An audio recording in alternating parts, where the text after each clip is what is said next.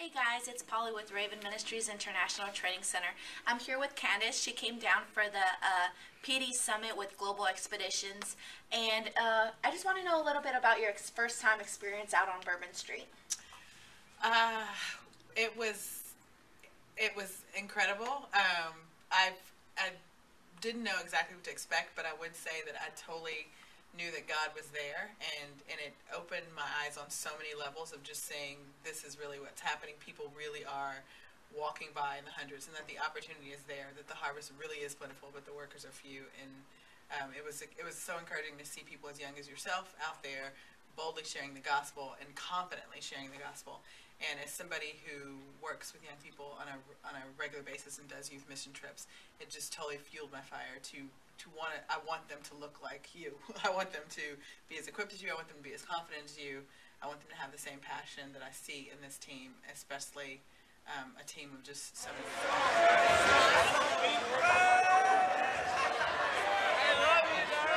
To get more strength, you have to get more wealth. God tells you lay it all down. You see, God has extended the hand of mercy to you today. His arms are wide open. He's going to bring you in. And he's going to cut you off from this door. That's why the entertainment industries are making so much money, because people have walked away from God and they've lost everything worth living for. He rose again with the power to be able to free you from sin. Do you hear that? There's a power right there. Free you from sin. Tonight Jesus wants to free you from sin. But the thing about it is that you have to deny yourself first.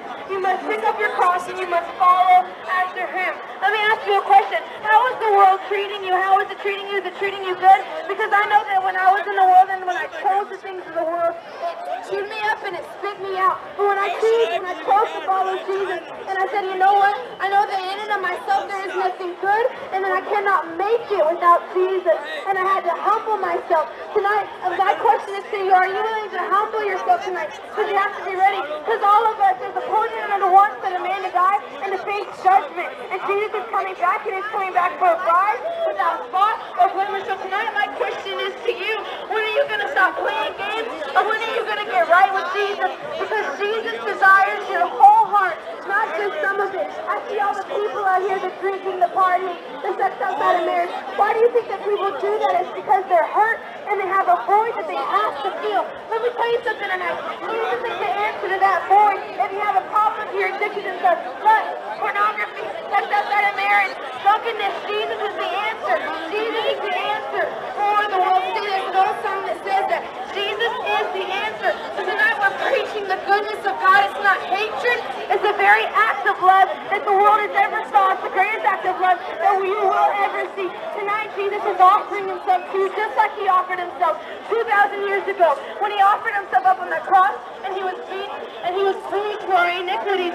Tonight, all the hurt that you feel like you have to fill up that void. Tonight Jesus is offering you the freedom from those things. But tonight you have to choose to take that offer, because Jesus is offering those things to you. Because in and of yourself. What is it that you saw on Bourbon Street? What is it that impacted you on that street that was so different than any other street in the United States of America, or in the plenty mission trips that you've been in? What is different from Bourbon Street? The massive numbness that I saw, that's just how many people just really literally looked asleep as they just walked by.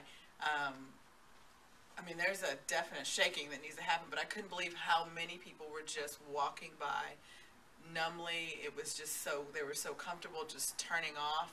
I mean, it was the epitome of just seeing people being lulled into hell, just being lulled into it. And that the first 30 minutes I was there, I just could not believe how many people.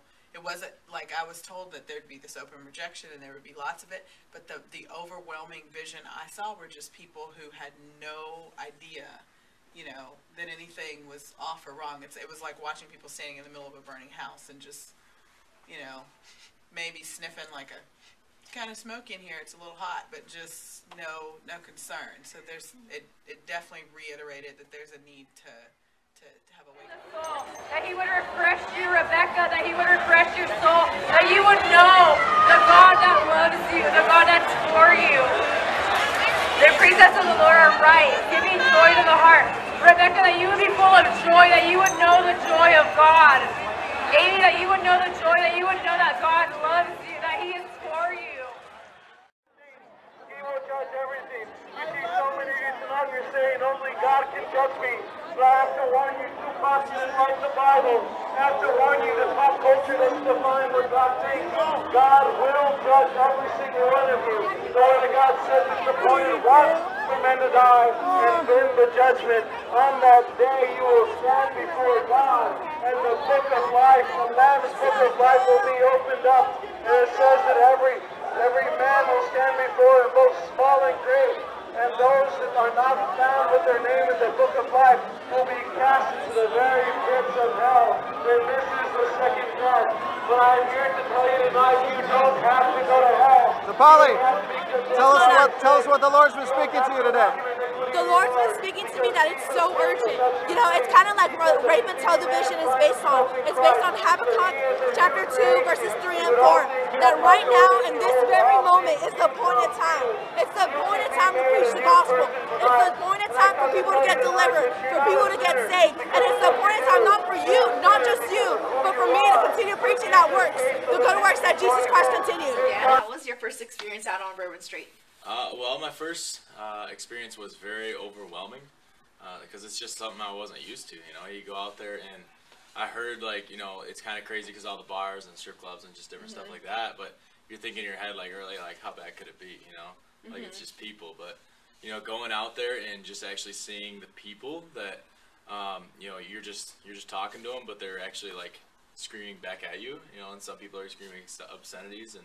It's just stuff I'm not used to, you know, like I'm used to going into church where people in like-minded faith can, you know, they're with you on everything, but these people weren't, you know.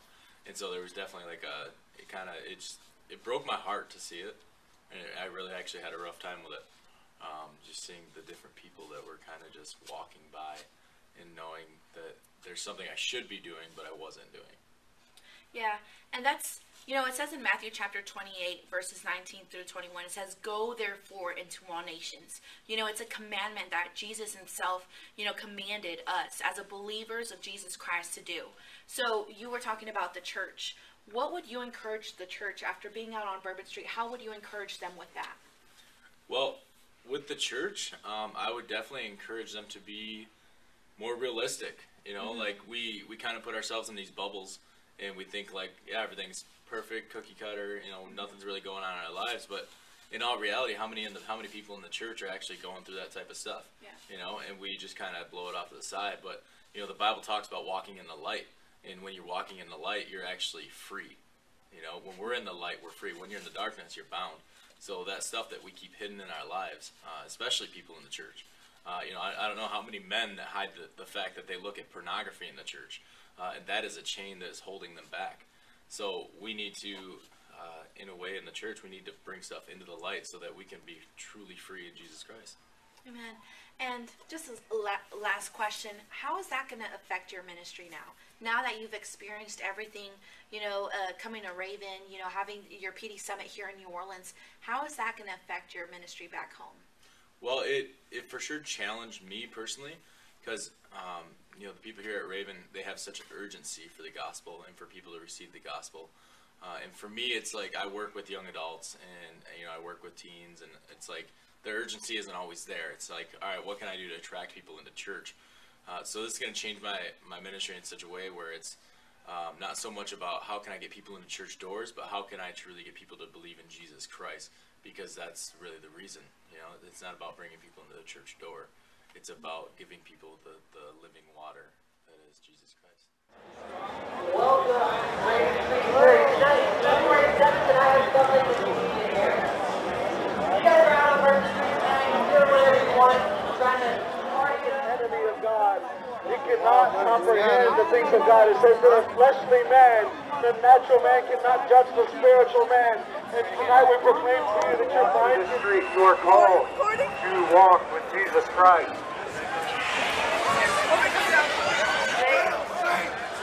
They had a want. If they weren't able to keep the one sinning, He protects us from the things of this world. And God He wants us. He actually wants to know you. He wants to have a relationship with you. God is not far away. He wants to be close to you, and you have to be willing to surrender to Him. You have to be willing to let go of your personal desires. We can't have heaven on earth. You know what? I want to be a Christian, but I don't want to do what He asked me to do. I don't want to. Hey, my name is Aaron. Just came here to Bourbon Street from California. This is the first time on Bourbon Street, working with Raven Ministries, and God is moving here.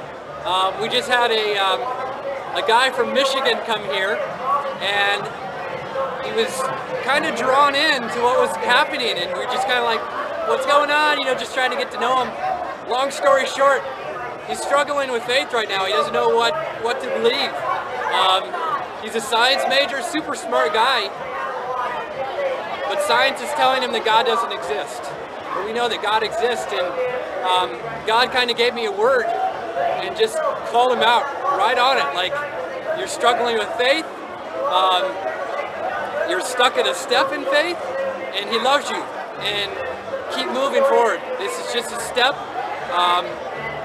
And it's funny that, like, we would come here, I would come here from California, he'd come here from Michigan, and that we would meet like this, and God would be able to give me that word. But just pray for Keontae. He's got a calling in his life, and this is just one of the few people that we're trying to reach. There's people searching here. They're broken, they're lost, and they don't really know what to do with themselves. They're kind of going to the extremes right now. And what's cool is when you get people who are going to the extremes, when they see that there's nothing at the extreme end of partying, it opens them up to the fact that there might be something different. We're just super happy to be here. Looking forward to working a little bit more tonight. So.